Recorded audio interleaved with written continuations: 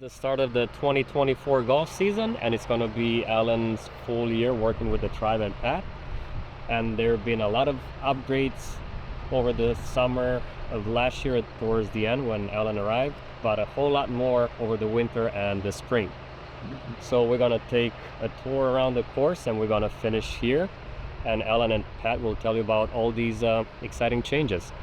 Hi, Rehoboth Beach Country Club. Welcome back to another season here at Rehoboth Beach. I'm here with Alan, our superintendent. He's just here, a year now? Almost Yep. A year. Getting close. 9 months. 9 months. But with a lot of good stuff for this upcoming season. We're just going to ride through and go over quite a few updates, and we'll walk you through what we've got on store for this season out on the golf course and some changes that we've had. First thing, where we're at here, we're on hole 1, and I'll let Alan talk about a change that I'm sure most of you will notice when you're out here playing for the first time.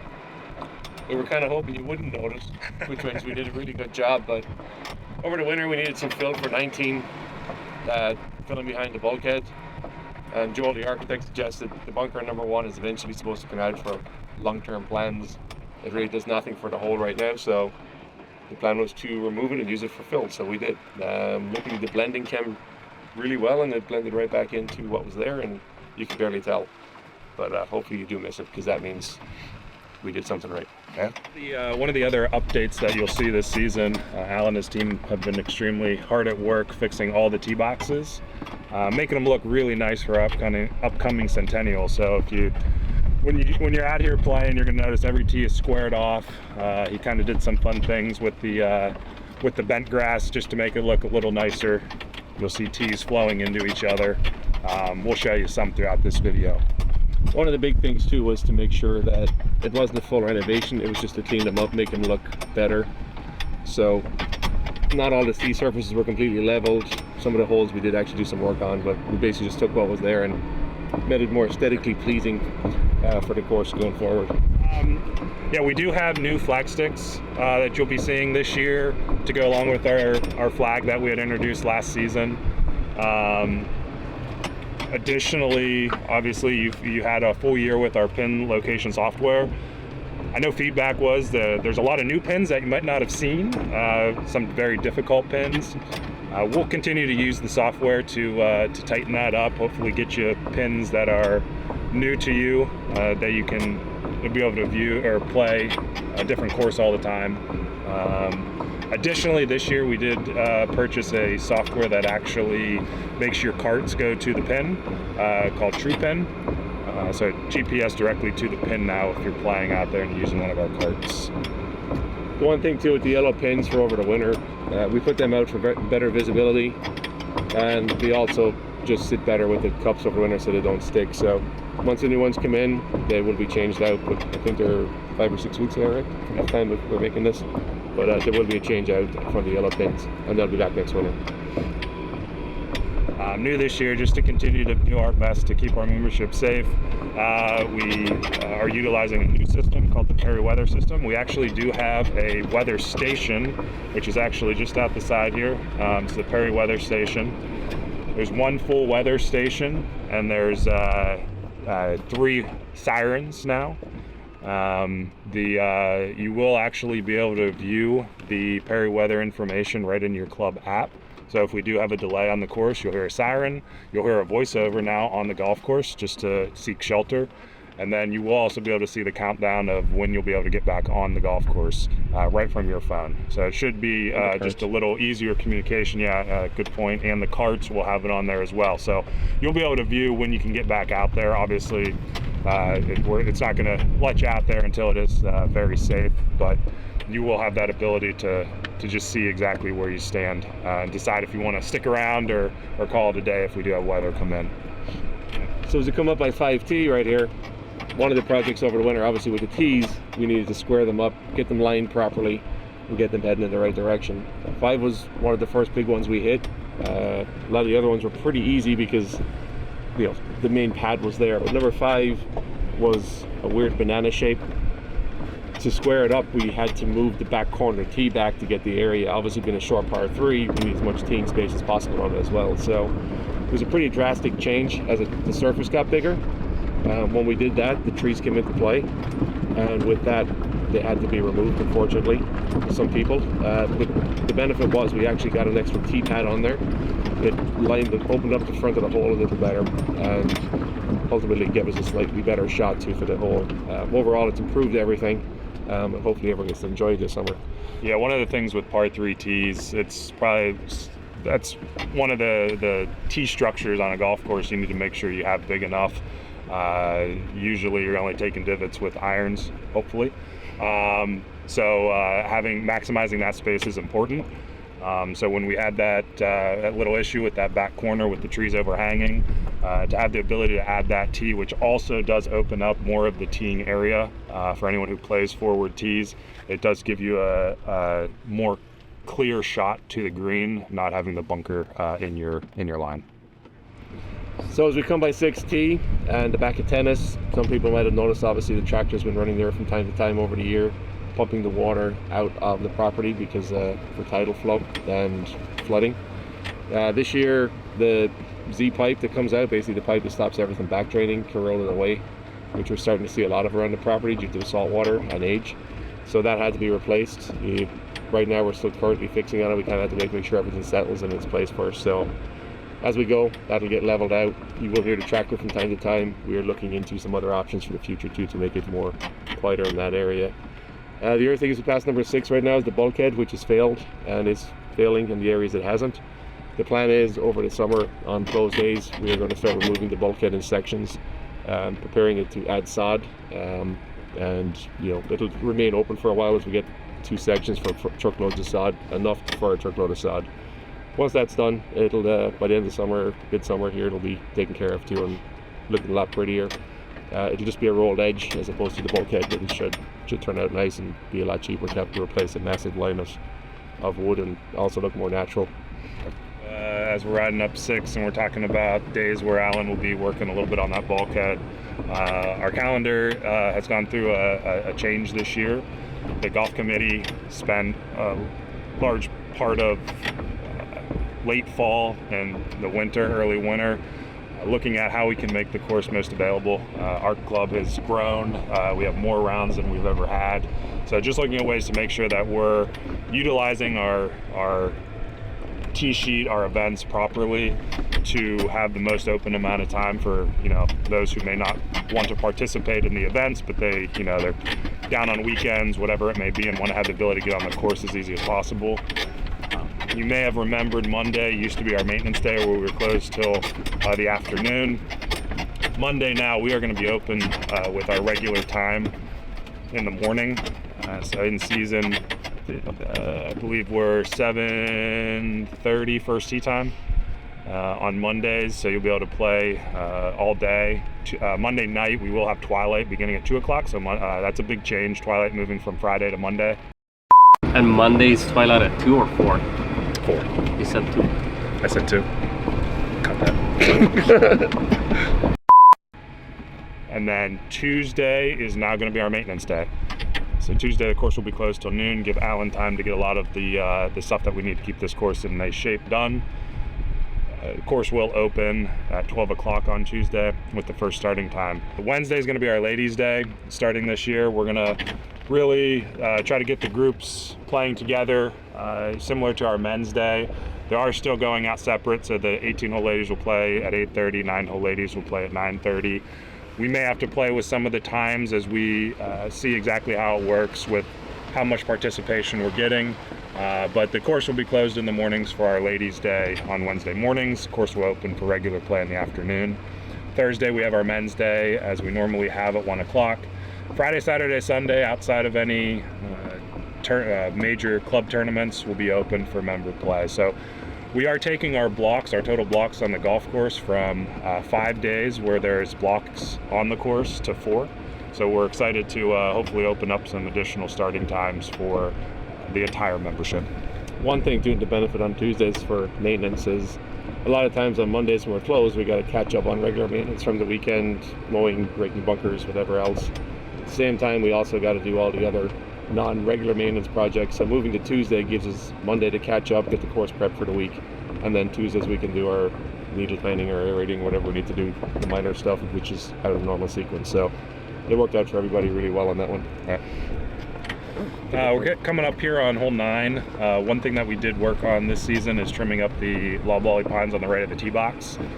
As many of you can remember, as they've grown, they've kind of shifted over top, making it very difficult. You almost have to hit a cut off the tee from the back tees.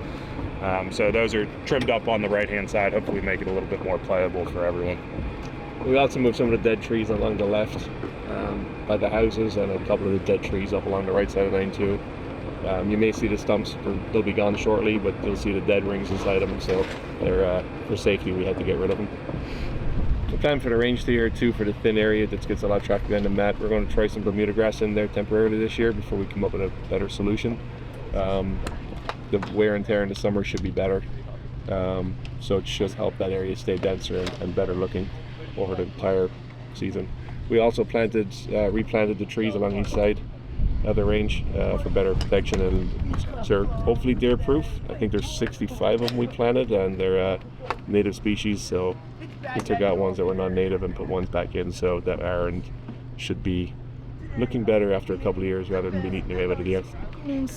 One thing near the golf shop, I'm sure many of you have heard about our simulator room. The one that we currently had was repurposed into some office space. So Chris needed somewhere to work, definitely during bad weather and then during the winter. So we found an area in our cart barn. We have a new simulator room being built. Tried to keep everyone updated somewhat on that as we progress through the building process. We're getting close to the end, but hopefully in the next month we'll be ready to go with that sim room. We'll be able to do a lot of fitting and utilize a lot of new technology in that building, in that space. So we're excited about that, and hopefully all of you will be able to utilize it here very soon. So as we're making the turn here at 13T, you may notice from the back tee that there's a little extension on the parking at tennis. It's a turnaround, so we can create a little bit more room, extend the parking that was there out a little further, so we can maximize the space. It was a small detail, but it helped add park an extra car or two in there, which with the amount of lack of space over there has made a big difference. As we're getting up to 13 green, the walk bridge, we have a plan for that too. We're going to play around with some hybrid turf this year, which is AstroTurf matting that you can grow real grass through. So when the real grass, it gives the real grass an opportunity to kind of do its thing, but also if it gets to get a little thin, there's something there to keep it green and looking good. So we're going to be playing with that. You may see us putting it in. And as we cross the cart bridge, we redecked 12 or 14 and 13 cart bridges this year. The structure underneath is solid, but we just redid new decking. We have matting on 14. The matting for 13 as we drive over it has actually just come in, so we'll be installing that over the next few days. And we also have it for number 15 too, which we're just going to run that, and the plan is for next winter to redeck 15 bridge and then replace the matting. Let's move around 14 green, and the pond reminded us about one little thing we added this year too, is we hired geese chasers. So a lady comes out once a day at optimum times to chase the geese with her dog. It keeps the geese active, keeps them flying, scares them away, and eventually over time they'll stop coming into the property and hanging around and pooping everywhere. So hopefully it works as planned, and we'll see less and less. We already have seen the benefits. The amount of geese is lowered on the golf course, but it is a very environmentally way of making them move on and not affect what we need to do around here. So one of the bigger changes as we roll up to 15 green is we did tree work over the winter. I know trees are always a controversial thing for tree removal. One of the things very early on last year when I started in July was 15 green was pretty healthy. As we got through the summer, 15 green started stressing out, and Tony, my assistant, said it always did that in early August. I have an app called Sunseeker, which shows you where the sun is at any point in time, at any time of the year. And using the app and following the patterns on the green of the wear and bad turf, we were able to see that there was actually sunlight was the biggest issue. So using the app and actually seeing what was causing the problems and whatnot, we were actually able to go out and selectively pick the trees out for sunlight to make the turf healthy. So it usually takes a year 2 before you see the full benefits, because the turf that was healthy in the wet conditions now does not like the sunnier conditions. So it flip-flops a little bit, but healthy turf and healthy growing environment is good for all turf. So within a year, it all becomes happy, and the turf conditions will be a lot better. Hopefully too, that'll also negate or lessen the usage of the fan. I think last year we had managed to do that quite a bit, and going forward, then the future, the plan will be hopefully to completely get rid of it, or get rid of its use as much as possible. So pull up 17T, the old island of the pylons, you might notice the one in the parking lot was removed. The pylons are very artificial and very out of date. Around the course too, we're trying to go for more of a natural look and a more environmentally blended look. So the area on 17, you can hopefully see it in the background. We removed the pylons, removed the annuals bed, and we replaced it with native products. We've been taking a lot of them off the property, like the area behind to the right of 12 and the dogleg back in the woods, and using those materials and plant materials to create more naturally looking areas, fitting more the beach, fitting more the golf course, the pines, and everything else. The turnaround at number 1, we're doing the same, and we're also, when we redid number 10T, the back tee, the flower bed had to be replaced. We put the tee back there to make everything fit, and we actually replaced that flower bed with a bigger one to the left that we're also going to plant with more native and hopefully some color fill in there too. So it'll be a different look, but still give the same effect. And other areas like number 5, we replaced with fine fescue again for the wildlife, the deer, and encourage more the pollinators to try and get them happy and make sure we do our best for the environment and the wildlife populations. Quickly approaching another project. Shocking. Here on the left, if you remember, there were 2 bunkers. Made this drive on 17 a very tight drive. That tells you how much you know, because it was one big one. The one on the left is now gone. So that bunker is no longer. The architect was very in favor of removing the everything that was done out here. Architect was involved in, and that was one of the areas that he was happy to see that bunker come out. The plan too going forward is a couple of these low areas on fairways have been collecting water on 17 and 18. Again, high tides are coming up through the drain lines. The tide gates are leaking a little bit too, so we're getting some extra flow than they have in previous years. So we're going to try and readjust those lines a little bit and try and get some sod. We're actually going to try some Bermuda grass sod in those areas and see how it performs with the salt. It seems overall like on 19 it is performing pretty well. So we want to try it out in those areas and again have some data for the future if we do want to change grass lines or grassing in the golf course. Coming up on 18, obviously continuing with the project fixing all the tees. One of the tees that all of our ladies or senior golfers will know, 18 was very crowned, very small.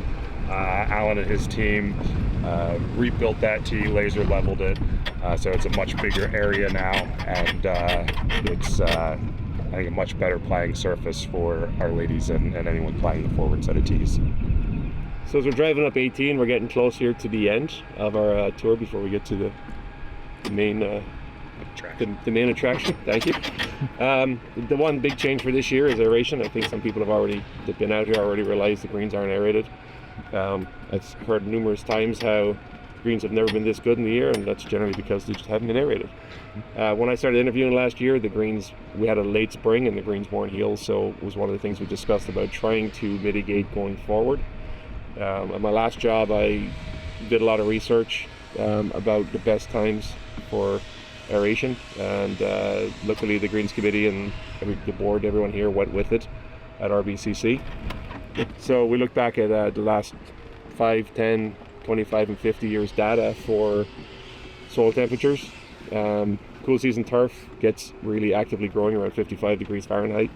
It's really going by 60, and that timing is right around beginning mid-May consistently over the last 50 years. So, you know, there's optimum growth is that time.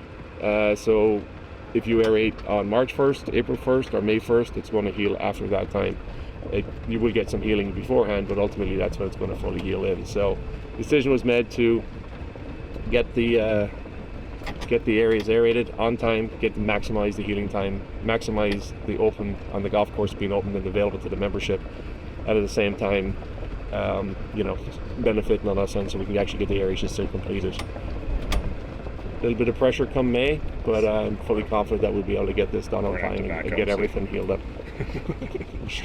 Speaking of the aerification schedule, so it's going to happen the start on the Tuesday after Memorial Day.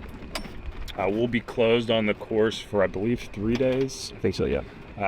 We'll be completely closed. It'll give Alan and his team a chance to get in here, get it done, and get it healing as quick as possible with that grass and that heat, and it's starting to grow. Hopefully it does limit that, the amount of time that we're on aerified greens. But we've got an exciting season. We're coming back here after 18. We've got a full group of staff coming back. Our outside service team will be coming back. We have 3 interns that'll be working on our outside service staff this year. Additionally, the core group of professional staff will also be back with George, Nick, Allie. Allie is going to be our merchandiser moving forward. So you'll see her in the shop. If you have any questions with merchandise, orders, anything like that, Allie's going to be the person to talk to. We've also hired an assistant golf professional that'll be starting this week, actually. So we're excited to get him started and doing some fun junior ladies clinics and stuff moving forward. I mean, so we're actually fully staffed. We got an extra 3 HTBs this year. With the part-timers that were here, everybody came back. There's 1 or 2 other hires we got lucky with over the winter. So right now we're fully staffed and looking forward to a great season. And if you need any lessons, Chris is back. So Chris has been full steam ahead all winter. Chris built the sim room, which is I think his pride and joy this year, but he's ready to get rocking outside. Come July, he should be taking his jacket off, so he'll be ready for all the lessons again this season. One of the projects that Alan's been keeping you updated on with other videos is hole number 19. It is completed now. It's completely grassed. Not officially open yet, but soon. As you see, this is the back tee, and you're going to notice there's no cart path anymore. This is actually a fine fescue area, so all players, when you come up, they're going to walk up around, as you see and Alan doing here, to get to the back teeing area. As I mentioned before, the plan is to make the whole area very organic, sort of linksy, I guess, maybe a little bit could be described as. Obviously the fine fescue is associated with that, but if you look out across the field, I guess might be a good way to call it, or I guess the true definition of a fairway is a field. You'll notice pads built in, so the back tee is pretty obvious because it's the top of the hill here.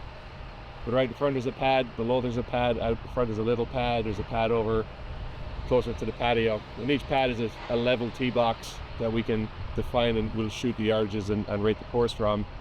But the other areas have a little smaller pads too, so it's really a free form that we can set the course up and the hole up to play differently each time we come out here, and it's on him to set it up that way and play with it, but we can have a lot of fun out here the way it's set up there. So just a few things for this season when you're coming. Obviously everything's repaved. We do have a greeter's gazebo now, so when you drive up near the bag drop, you'll have a gazebo there that our staff will be happy to take your clubs out of your car.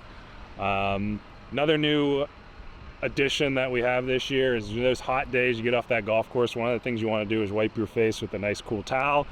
So at the completion of your play, we'll have ice towels for you there. You can wipe your face down, cool yourself off, and we'll have a little bin for you to throw them in when you're done. So just trying to continue to think of ways to enhance your experience when you do come out here and either play 18 holes or just enjoy the range or enjoy your time while you're here.